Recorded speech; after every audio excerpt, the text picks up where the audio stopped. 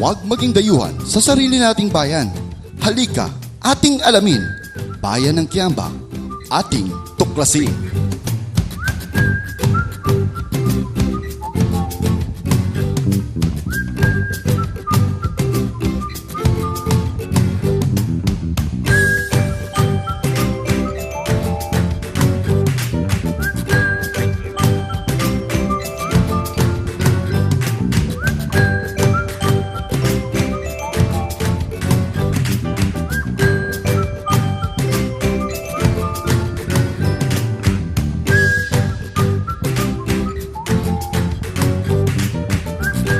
Kiambaa, paano ba nilikha? Paano nagsimula?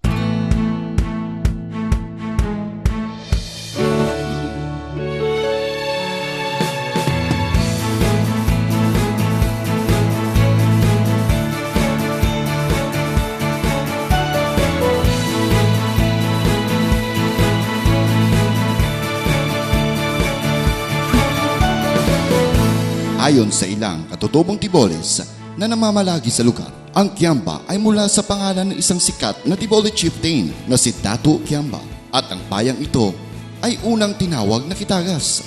Bago pa man napadpad ang mga Kristiyano sa bayan noong Marso 1920 na pinangunahan ng tribong Ilocano mula sa Cotabato, ay una na ring nanirahan ng mga Muslim. Sa taong ding iyon ay nagpadala ang pamahalaang nasyonal ng survey team upang tuklasin ang mala-paraisong bayan ng Kiambaa.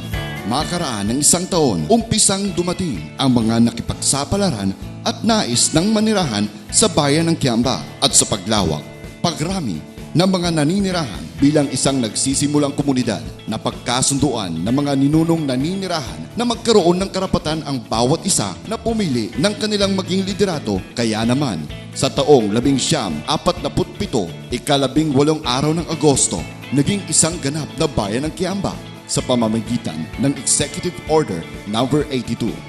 Ang bayan ng Kiambaa noon ay isa pang malawak na bayan, at kasing lawak ito ang probinsya ng La Union, mula sa bayan ng Tiboli sa kanluran hanggang sa Sigil sa Silangan.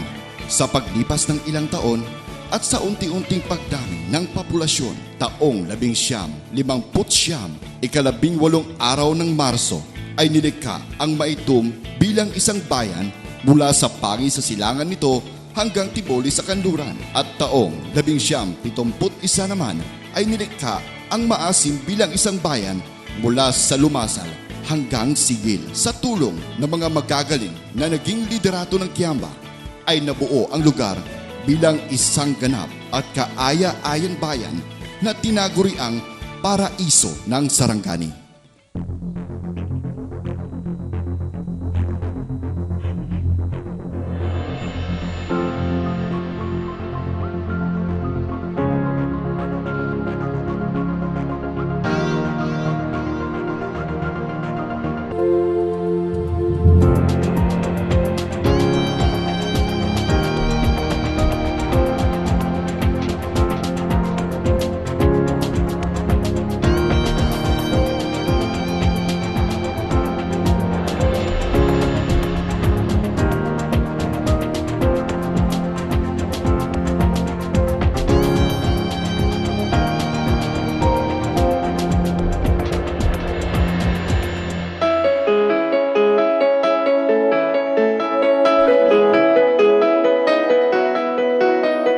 Kiambaa ay isa sa mga coastal municipalities ng Sarangani.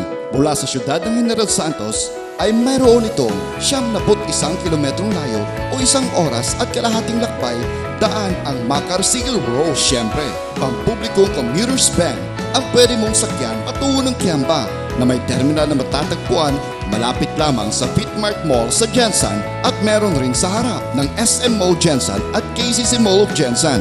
Patungong Kiambaa siyempre ay tatahakin ang world-class highway at mamamangha ka sa ganda na iyong matatanaw, lalo na ang Celebes Sea at berdeng kabundukan. Alam nyo ba na ang Kiambaa ay may lawak na 41,828 hectares at binubuo ito ng 19 na barangay, isang mapayapa at pinagpalang bayan na may pinagpalang mamamayan. Kaaya-ayang dalawan ng mga turista dahil sa mga natural na likas na yaman na nakakamangha ninuman.